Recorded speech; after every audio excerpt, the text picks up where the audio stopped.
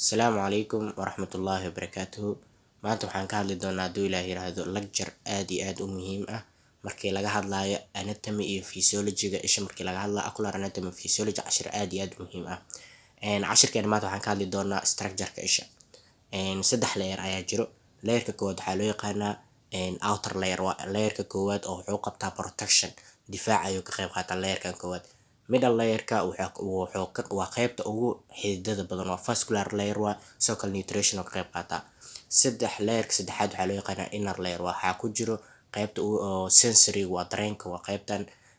Haddaan ku bilaawno outer layerka waxaa ku jiro waxaa ku jiro cornea iyo sclera.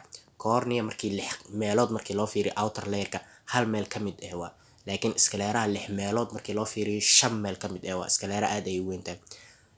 Middle layerka qaybtan soo sheegayna oo xididaha badan oo nutrition ka qayb qaato saddexa ku jiro asigana. Waxaa ku jiro iriska, waxaa kaloo ku jiro waxa la dhahay ciliary body iyo choroidka. Layerka ugu dambeeya oo inner layerkana asiga waxaa ku jiro retina. Kaliya waxaa ku jiro hal layer ku jiro, waxaa loo yaqaanaa retina. Retinahan asaa laba usii kala qaadayna, sensory iyo pigment ay u kala qaadayna hadduu ilaahay. Sawir ahaan ayaa idinkugu tusayaa, hadda qoraal ahaan waa soo aragteen, laakiin sawir ahaan ayaa idin tusaya hadduu ilaahay yiraahdo. Layerka koowaad aan bilaabaynaa, outer layerka. Outer layerka aan bilaabaynaa.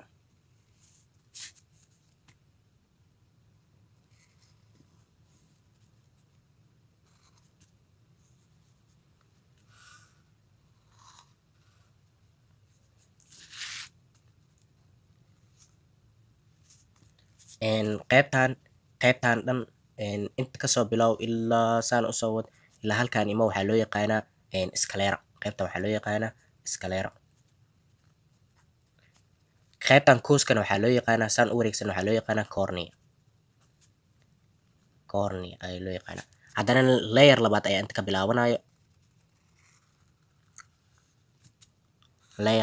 ka bilaabanayo. Layerkaani saan ayuu usoo baxayaa. Meeshaan waxaa loo yaqaanaa ciliary body. Godkan meeshaan kuusan waxaa loo yaqaanaa ciliary body. Ciliary body asaa tuba kasii kala baxayso waxaa loo yaqaanaa iris. Meeshaan waxaa loo yaqaanaa iris. Inta iris ayaa loo yaqaanaa. Inta waxaa loo yaqaanaa ciliary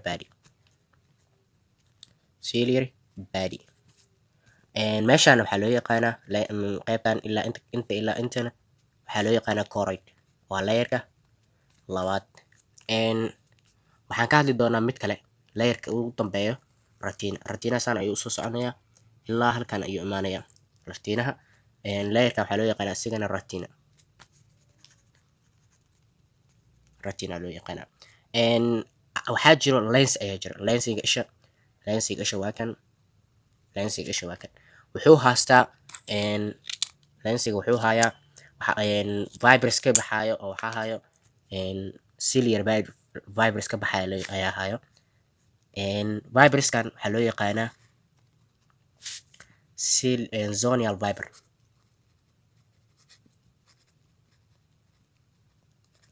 Lensigana waa kan. Meeshaan waxaa ku jiro meeshaan oo ibirka waxaa ku jiro vitreous body. Inta waxaa ku jiro qaybtaan asigana waxaa ku jiro anterior chamber. Intaan waxaa ku jiro posterior chamber. Waa anterior chamber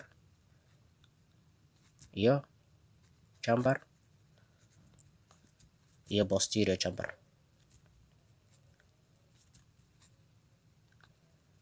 posterior chamber. Waxaa kaloo jiro meeshaan waxaa kasoo galayo optic nerve. Optic nerve inta kasoo galayo saan ayuu u baxayaa. Retina dhinaciisa ayuu soo aadayaa. Waa kana optic nerve. Waa inta kasoo galaya isha. Optic nerve. Akaas structure-ka isha qaabkan ayuu dhacayaa.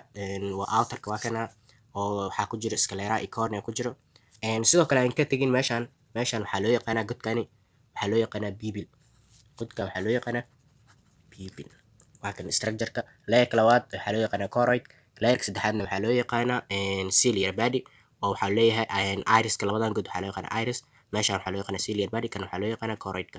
Retinahana waa kana vitreous body, lensiga waxaa ahaa zonial fibers ay ahaay waa kan